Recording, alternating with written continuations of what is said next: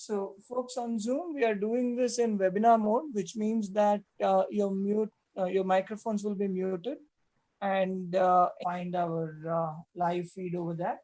So you can call your friends and anyone else you feel who might be interested in this to join us there on YouTube. And you can also type in the YouTube comments so that one of our volunteers will be collating questions from the YouTube comment section as well. So we will be able to, our moderator will be able to see your questions or comments there. Well, we still have about 3 minutes for the scheduled time. So yeah. And in case you have not, the millet.org/KMW2020, we have our full schedule there with the topics and the slides and recordings and questions from previous sessions and also answers, of course. First cut answers, not the full detailed answers, but the first cut answers. And feel free to browse that. And the millet.org is the website where we can see that. Fanish, can you just put the opening slide on? I think that has the URL, so people don't have to remember it. They could just look at it and type it out, I suppose. Yeah, the URL is there. So we'll start in a couple of minutes, folks.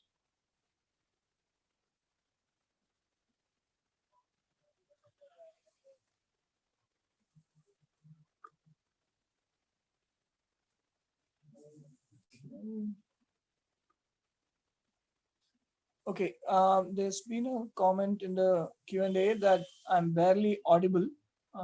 Is it better now? I was moving my head around a bit and I'm using a microphone on my phone. So that might make it a little iffy, but I hope it's better now when I'm facing the microphone. If you could please type it out, Komal, that would help us know that you're hearing me better now. Or else it might be Fanish. How about you? Can you hear me clearly?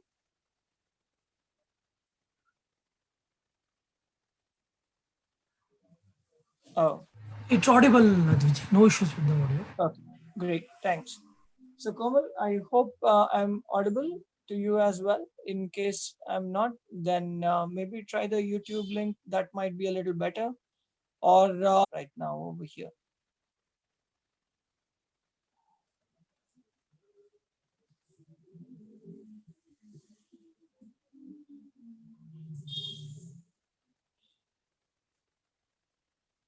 So we have a few attendees joining us on Zoom as well as on YouTube.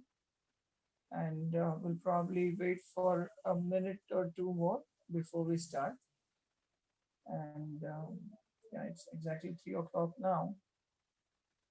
It would be good to just wait for a minute longer. And then we shall start the session for today.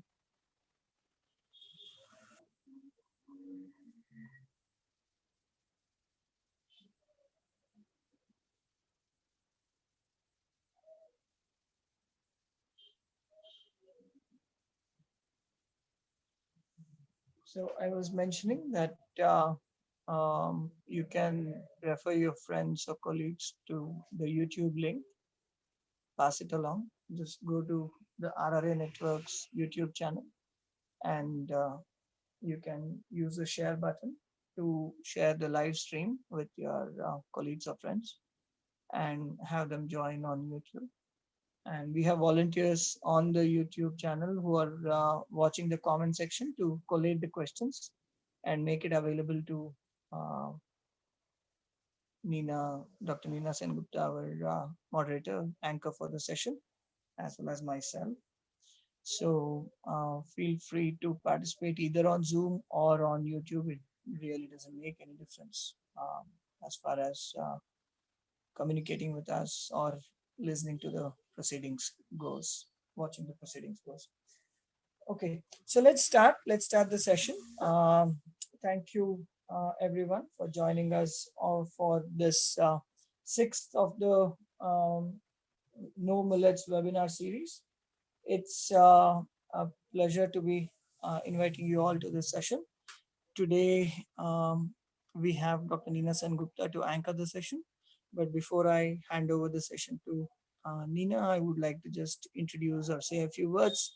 Webinars have been organized by revitalizing rain-fed agriculture. So it's not limited to just one crop or even one geography.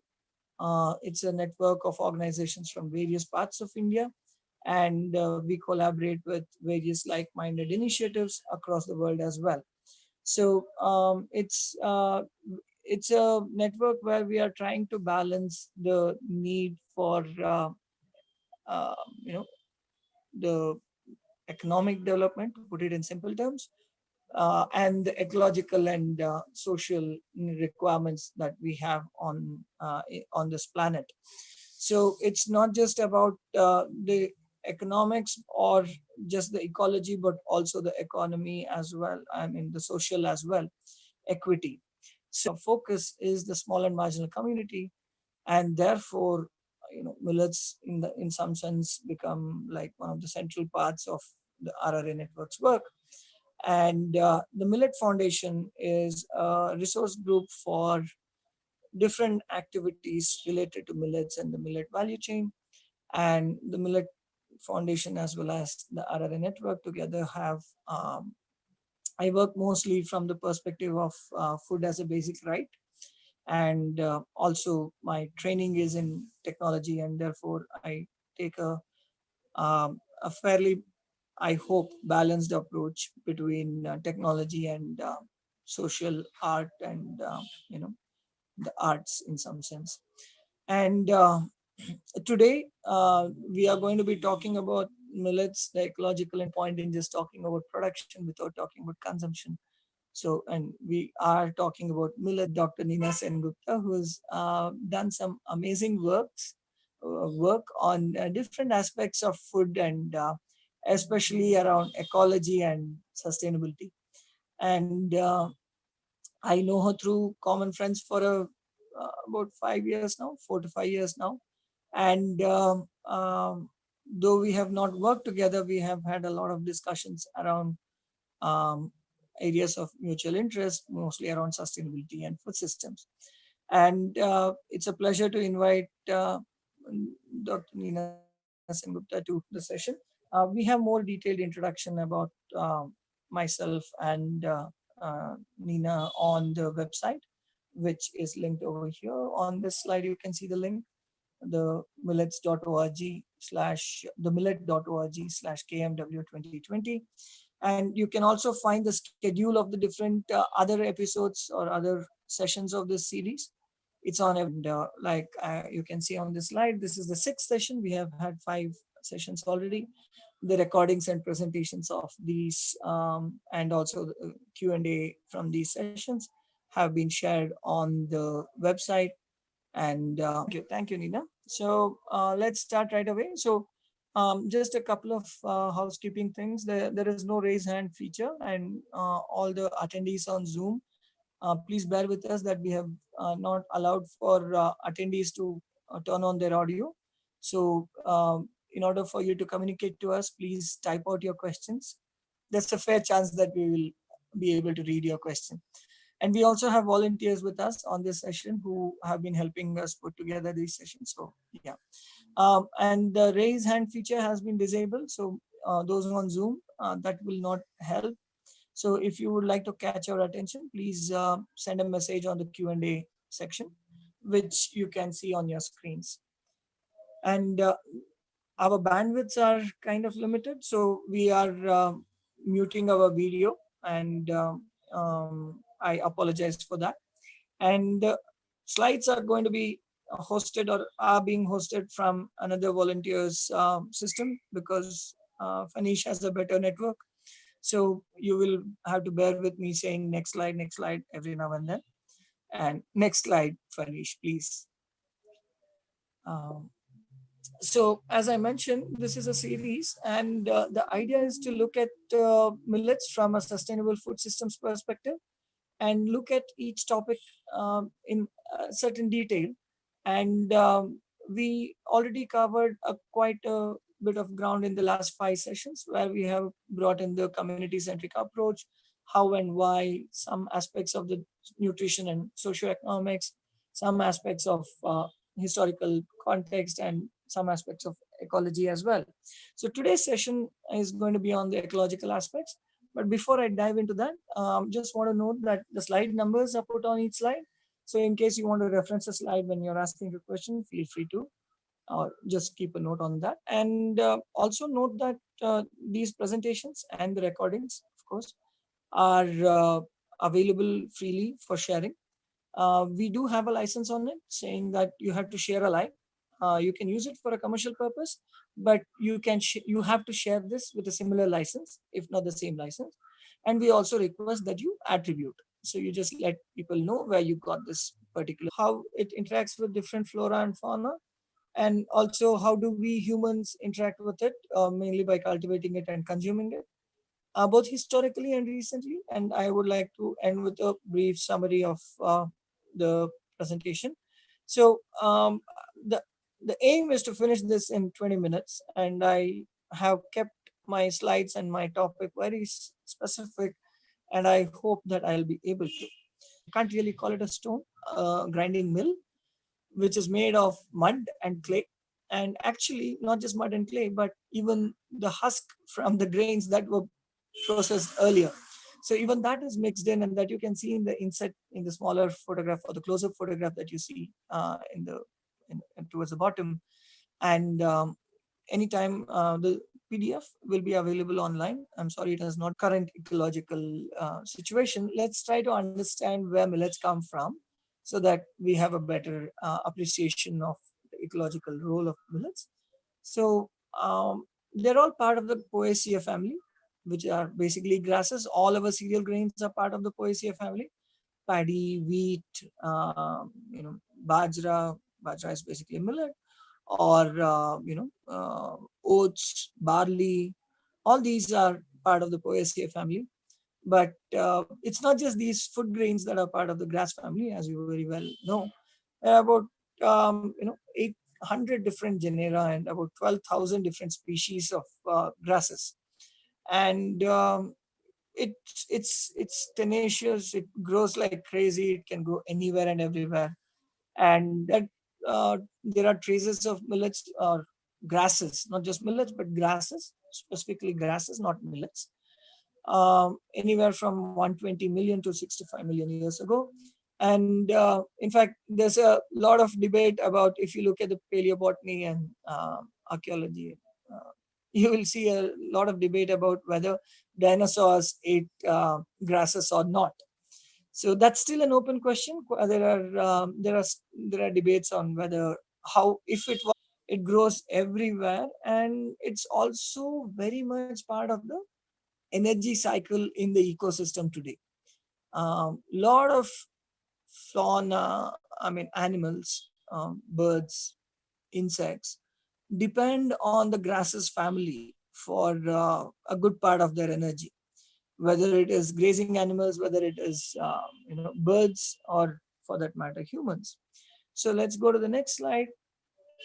um, what we see is that millets and grasses in general are fairly widespread. And the reason that they are widespread is that they can utilize even small pockets of energy or nutrients in the soil for their growth. And this is not by, it's an evolutionary trait that it has. I mean, the way trees evolved to fill a certain niche, to occupy a certain resource or to utilize a certain resource, the same way actually have evolved in such a way that they are adapted for survival in among the harshest of conditions. There have been situations where I have seen millets survive a 30-year drought, 30-day drought. And there are millets that grow even when it's the third or fourth year of drought, when nobody has sown those grains. So literally they grow by themselves. Especially the photograph here is of brown top millet. And one of the reasons for that is that you might have observed this with other grasses too, but it's true about some of the millets at least. At each of the nodes where the leaves emerge, you will see that as the stalk strengthens and grows older, it will bend, and from each of these nodes, roots are pushed out. And once it's hit, they can survive.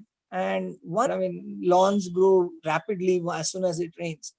Millets are just like that. After the 30-day drought, one rain, and you will see the green emerging in the fields, and 2 days of wetness, it's good to go for another 50 days. So it's a tenacious plant, and plants, not just singular but plural, all these millets are. And some have these features which allow them to be cultivated along with other crops, or if you look at it in the natural world, they grow along with other plants and trees, and are part of a larger ecosystem. Let's go to the next slide. So what you see here in the photograph is actually the husk that it's a very regular bird feed. I was able to get this photograph because a friend of mine had parrots, and he would get these, or rather they would get these, foxtail millet panicles and swallow the grain, which in some sense is a very efficient way of getting to the nutritious part. And the beauty of these birds eating these grains is not just in what they eat, but it's also in what gets left behind. The earlier sessions would know, or maybe you know it even otherwise, is extremely nutritious. Now, this nutritious bran layer is not just good for us humans, but also for a lot of other species. Now, it's not like the bird doesn't want it. The bird has already got a good part of it. But when it dehusks, some of the bran does, get chipped off and fall off with the husk. And in this bran, or in this husk and bran mix, mostly husk, but there's also some bran, the pests around also serves as like a pantry. We call as pests are actually food for these birds' chicks. So it's a beautiful circle of life. Would know a lot of these millets have sweet sap running through them, especially chewing on stalks of grass, not like bunches of grass, but stalks. They will be sucking or chew on it, and enjoy this, what we call as bugs, but essentially various moths and caterpillars have butterflies have evolved, and the other species that are dependent on it. You can see a very strong link there, that as these are branching, those are also branching in terms of evolution. So there's some very active research, or research interest, at least. I don't know how much is getting funded, but there's some really good interest in looking at how polyphagy evolved, and biodiversity increased or decreased or got challenged. So that's a question mark, of course. So let's go to the next slide. So in our own human timescales and human lives, millets have played a fairly central role, I think. And historically, we have had various stories of millets, whether it is the great Genghis Khan, the terror of Mongolia, who marched into Europe and a good part of India, or was stopped in a good part of northern India. But the whole idea of his army being so powerful also came from the fact that they did not carry their supplies. What they carried was that the scouts went ahead, and if the army would have a good part of their diet was carbohydrates, and proso millet was a good part of that. So they didn't just survive on plundered food, but they also survived on these things. So they require very little kit, and be able to access the nutritious components of the some of these millets. You need to have some skill levels, and it needs a good amount of effort. Some people say that if you have the skill, it's not really that much of effort. So that's why I put the and or. But believe me, you need both of it. It's not just one, I feel. So what you see in the photograph is a traditional way of pounding of wood in which a hole has been made, and it's set into the ground, and soft ground, and soft as in mud, not concrete. But yeah. So this is in a Adivasi family in Chhattisgarh. that I took this photograph. Let's go to the next slide. So historically speaking, we have to recognize that millets have been the food of people in the margins. It might be the people who were in the economic margins or the social margins. By social margins, I mean socially excluded castes or tribes, mostly tribal communities and Dalit and other, oppressed communities. And economically as well. So it's not that it was just the food of the lower caste. It, quite a few of the not so lower castes also consumed it when they did not have any other foods. Many of you have come across this, but anyway. So the alternative, of course, was always paddy or wheat, and it was never available for a large slice of the population for a very long time.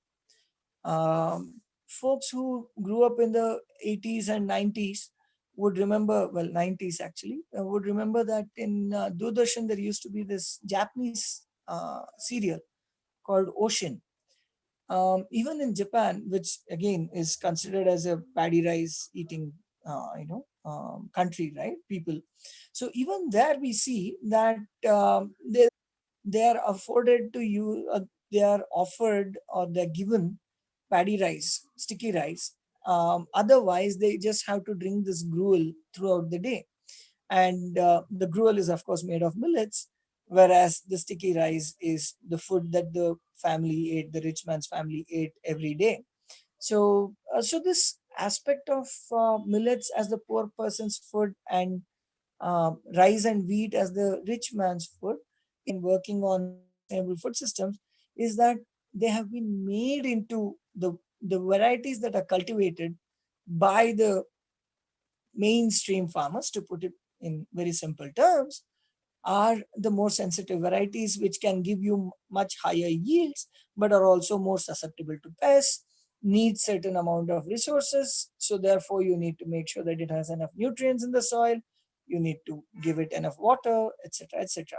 So whereas millets are not like that, and actually paddy and wheat are also not that inherently they are that way, but varieties have been developed over time to allow to specialize to create these aromas, these tastes, these basmati long thin grains, right? So wheat and paddy has always been the food of the rich and the powerful, and so historical context of millet cultivation and consumption has to be seen from that perspective. Many anecdotes, but I will not go into too many given the in the interest of time. We I think are already running out of time. So let's go to the next slide. So what do we see now in recent cultivation or consumption cycles? Cultivated consume millets, but we will come to that in some of the other sessions in the upcoming sessions, and some parts of it we have already touched in some of the earlier sessions as well. But that doesn't mean millets are not being consumed today. So we have a new set of adopters to this food, and these are mostly the people with purchasing powers, like most of the attendees in this session, I would assume. Uh, what is nutrition? A commercial interest alone. And so we have a millet rice that comes into the market in this form, white, as I talked about it. The bran layer is off, that's why it's white. And the bran is where a lot of the nutrition, other than the carbohydrates, are in these grains. So by taking out the bran layer, we are essentially making it a pure carbohydrate, well, almost a pure carbohydrate uh, food source, which is what paddy rice has become today. So let's go to the next slide.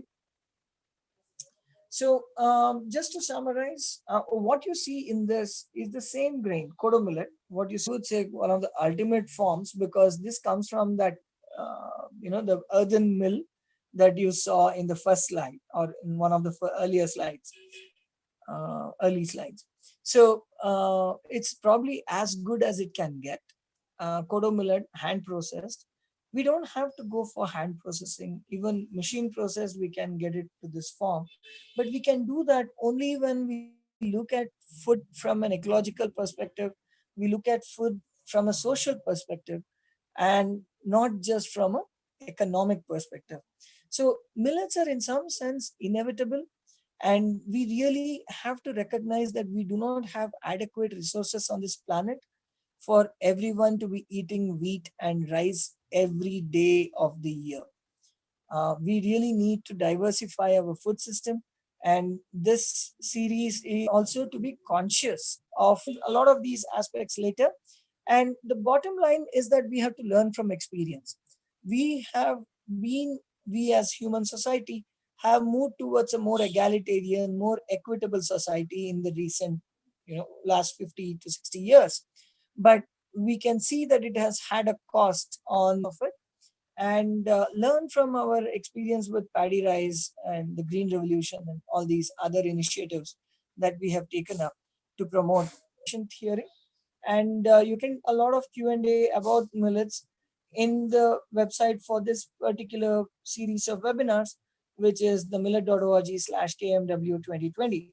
So thank you. Over to you, Nina, to moderate the Q&A and lead the rest of the session. Hello. Okay, great. Thank you, Viji, for the wonderful session. I will read the questions now. You've already written them.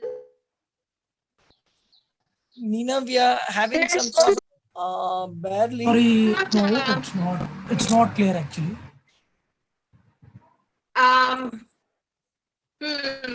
This is better. Now I can hear you humming. Okay, okay. Can you hear me now? Yes, it's better. No? Okay. Okay, great. So we start with our first question, which has already come in. If millets have economic options, anonymous attendee, but if there is an economic option for that. Yeah. So that's a very valid question, that which you are buying it or where it was cultivated. Because today, if you see, the supply chain is not such that it's localized. So in that sense, it's not really because of that. And by the way, Gujarat has a good cultivation of millets. It may not be available readily, but there's still a good part of Gujarat that grows millets, especially pearl millet. On millets, that's the topic, I believe.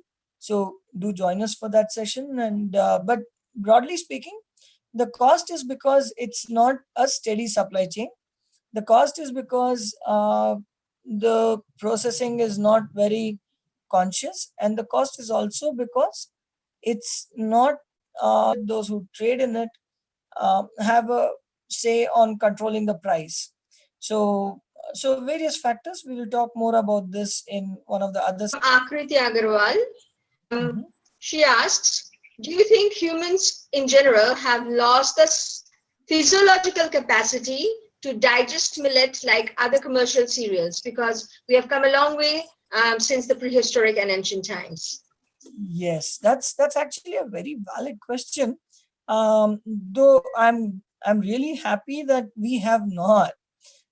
We can still digest millets. In fact, they digest much more easily. They're much better for our nutritional requirements, as in, okay, how do I put it in simple terms? Because I don't, than paddy, rice, or wheat. And the reasons for this are multiple. The benefits of this are many, and these benefits are what are bringing millets back into circulation today. Because is that the benefit is very small when you consume the bleached white colored millet rice that is available in the nutrition that you are seeking from adapting to a millet based or including millets in your diet. Then we should be consciously looking to include the colorful ones and not just millets because they are labeled as millets and sold as millets.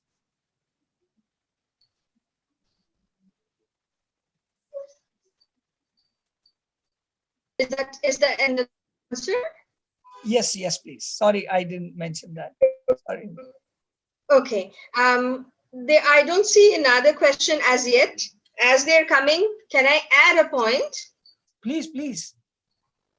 One of the things that I thought that I would mention that in terms of this millet, consuming millet, is the energy chain. Almost nothing in ecology is actually almost everything is consumption chain. So if you look at the energy chain, more processing there is more additional energy required, more to add on to that, and yet the product itself will have less energy that you would gain out of it. Or non-millet, um, less you get out of it by spending more. True, true. That's So so the that's so energy true. economics works it. Um, I agree with what Nina was saying that the more energy we spend to process our foods, the less sustainable it becomes. And in fact, this came up in one of the earlier sessions when we talked about when there was a question about parboiled rice and whether parboiled millets are good and whether it's nutritionally better or it's good for the overall food system. And yeah, it's primarily the energy argument that I use, that while nutritionally there are advantages in parboiling, it takes a lot of energy to parboil grains and process them. Nina, are you back? Could you Yes, disconnect yes, and I'm back. reconnect? Okay, now you are better. I can hear you better. Yeah, okay. Great. Yeah, over to you, Okay. Nina. Okay, great. I don't see another question unless you want to cover some things which you think should be elaborated. Sure. So I would like to, bring in some of your or have a conversation with you on, but put together a beautiful coloring book called Edible Weeds, and it's there. The link to the book is there in the on the website. Do go check it. Wondering, are there any grasses that are part of your edible series? I mean, edible books, any edible weeds? Actually, at the one which is published, no, just because it was the first attempt and of few. So there are over 40 herbaceous plants which are included so much. And but if we do, they have quite amazing both medicinal properties and edible properties which are growing Yeah. naturally around us. Yeah. So the reason. One more thing I would like to add that Please. one more thing I would like to add. I was at one time working in the Andhra Orissa border in a very remote tribal area. And one thing that we have noticed, our project was completely different. It was nothing to do with millets, but living there for more than 8 months, we have seen a few things. And one of the things that was amazing to realize that 1 acre land, which is not kinds of crops, and of which there were 5 to 6 different types of millets. It's not kind of sown in a rows and a very organized fashion. They were very revealing to realize that. Yeah. So very true, and that's I mean, I was it was a plan. So these are millets also are in that highlighted. The tribal communities have fit themselves their requirements about, where we are able to live Yes. within the boundaries, within the parameters of the different players in the ecosystem. That when you sow in a row and line sowing, like you were pointing out earlier, um, when you sow in a row, you are also making it easy for other species to get to it. So Yes. if a Yes. grazing animal happens to come into your field and you have a mixed crop like the way the Yeah. tribals cultivate it, they will eat many different things, not just your millets, because as they are eating, they get different things. They eat all of them, they will eat it. But if you have a straight line of Yes. just, let's say, foxtail millet, you're basically inviting it to a Yes. feast. So yeah. So Yes. lot of things for us to Yes. learn in terms of ecology and sustainability in farming from these experiences. So Yes. another aspect, do we have any other questions or sustainability and millets is also to put this in proper perspective in the last 5, 10, 20, 50, 100 years. It has evolved over a period of time, and we today recognize that it's gone in the wrong direction, where we have tried to reduce the diversity in our foods, especially in the last 100 years, if you see, and even more so in the last 30 years, where the diversity has been dropping steadily, and in the last 30 years it has been dropping exponentially, diversity in our food. Because unless we are eating diverse foods, nobody's biodiversity, we have to think of increasing our going to protest marches or turning off your light switch for 1 hour in a year, or whatever that those jazz that they do in campaigns. It is also about changing the way we eat, what we eat, and when we eat. The seasonality of food is very important, I feel. And this aspect of millets being, they can be stored for many years, is also very important. Because in many areas, like Nina, you were pointing out, they don't grow one millet, they grow a bunch of them together, because one crop will survive Yes. in some season.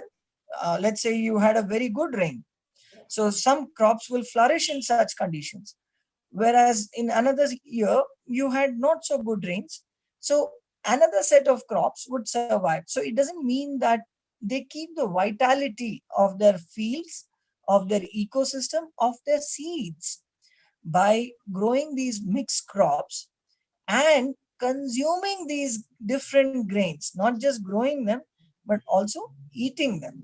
So that's the beauty of sustainable foods, that when we start looking at sustainability, life becomes that much more colorful, that much more innovative, that much more challenging too.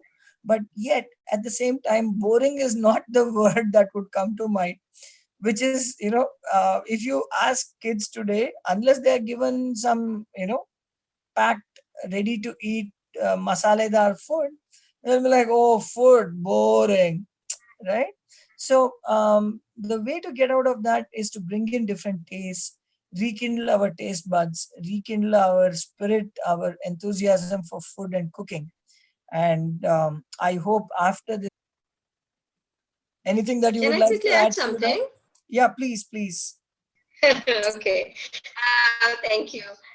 One of the things that I, was thinking as you were speaking, that one thing to understand and respect a variety of food still has immense value to that one, little produce, and to the nutrition to, intaking in our body, because Very we true. need to be feeling and knowing that we are part of the ecosystem, and we Very are true. not just a consumer, we are not just a decider of the policy, but we are really part of it.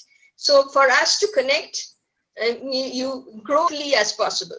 And Luigi has already pointed out, you would have a healthy meal and wonderful fresh food. What Yeah. is there to lose? Because sustainability loop. So being able to return the nutrients that I am not using back to other species in a usable form is what is important. It is not about being vegetarian. So there is a fairly wide. Nina, you were saying that triggered my. I mean, your comments triggered this thought. Anybody who has cultivated will recognize how difficult it is, how much effort goes to growing crops, or farming. And you when you look at chicken, or small game, or even goats and sheep and cattle, you'll realize that these things will live, they will survive, even if we placed that non-vegetarian is unsustainable. Industrially farmed meat is extremely harmful, especially in today's world. And we really need to rethink what is sustainability, especially in the mainstream discourse. We really need to rethink and apply our mind to it. Your closing remarks, Nina, and then we shall close for the day, unless there are some other questions that have come up. Okay. No, it hasn't. And a quick remark is, one thing that I just read the other day, and it was a story from Indonesia. It was not the story for Indonesia only. We very much have it and had it in our ecosystem. Is that there are many local varieties of rice. As you said that, millets are actually, these local varieties of rice only grow with the rain-fed. And at the time, the farmers who grew rain-fed rice like that, not the hybrid varieties, they supplemented their income from the fish that started growing in that, pond that would fill up with water. And there were certain varieties, that it comes from the paddy field during this time when the paddy is still growing. Farmer who's actually growing the paddy will actually understand and therefore fit ourselves in one of the cycles rather than take a ism away from it. Like I'm a vegan ism, vegetarian ism. Instead of going into a ism, see where you in the ecosystem one fits in. Beautiful. That would be all. Thank you. Thank you, Nina. So thank you, folks. We have some folks who have raised hands. Okay. So what I would like to know is, or rather share, is that we have 4 more sessions coming up, and the next mechanized processing, we will be talking about the quality issues and identifying quality in millet-based products. And so feel free to join us. Check out the website, KMW 2020. Thank you, Nina, for the nice conversation and for anchoring this session. And thank you, everyone, for attending and being part of this. And big thank you for the volunteers as well who made this session possible. Fanish, Somi. Check out the website, KMW 2020, on themillet.org. And we shall meet on Friday. Have a good day, everyone. Bye. Thank you.